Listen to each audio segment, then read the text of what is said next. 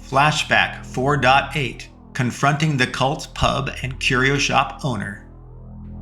We had Tiny, the Knights Templar black van driver, take us to the Hanging Albatross Pub and Scary Little Things Curio Shop. We asked that he drop us off a few blocks away and wait like he did before for us. Before leaving the van, I asked, "Do you think maybe Deputy Taylor and I should go in, meet the owner, Brocco McDema, alone? You two hang back with Tiny? I mean, it's not like we're splitting up, but it does give us less risk in the jaws of the cult if there are fewer of us in there." I know it's not exactly what we talked about. Bob answered quickly, "Fine, I'll stay here."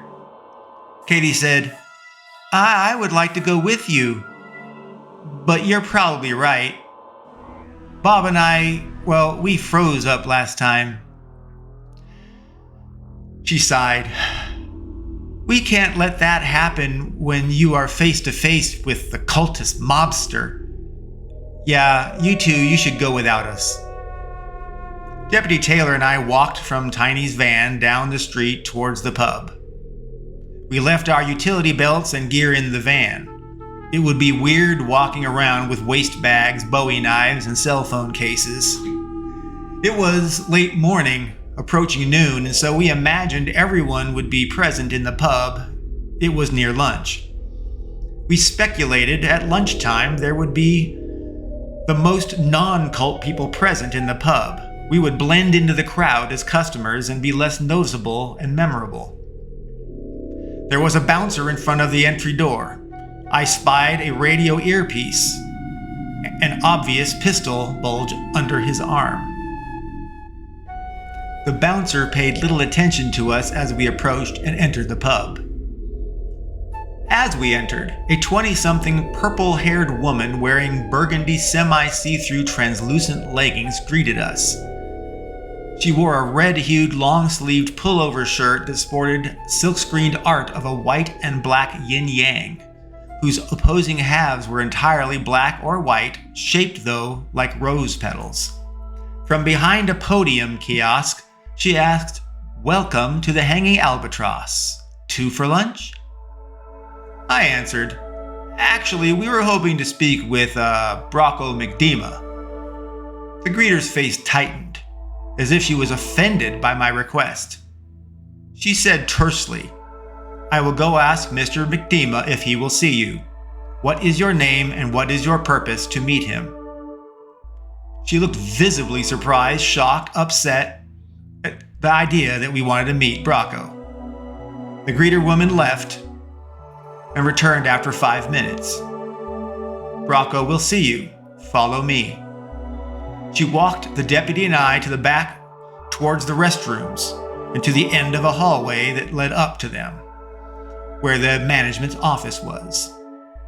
The woman opened the door and gestured for us to go inside. We entered the room. Deputy Taylor and I entered, and the door closed behind us. There were 2 stuffed chairs in front of Brocco's desk. Seated behind the desk was a huge, massive Irishman with fiery red wild hair and beard. His eyes were big and piercing blue. His hands were large, like sledgehammers. He wore thick gold necklaces and a large, gaudy, diamond-studded watch. He had the air of a syndicate crime boss.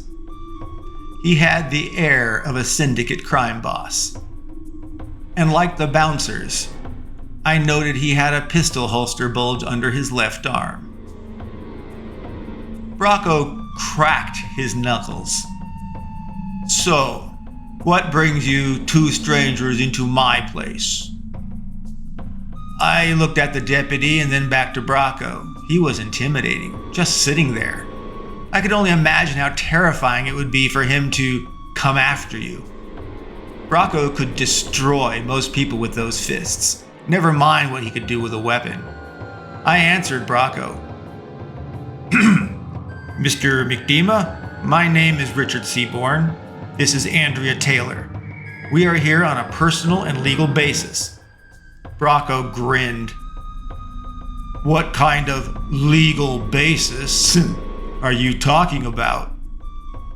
I continued.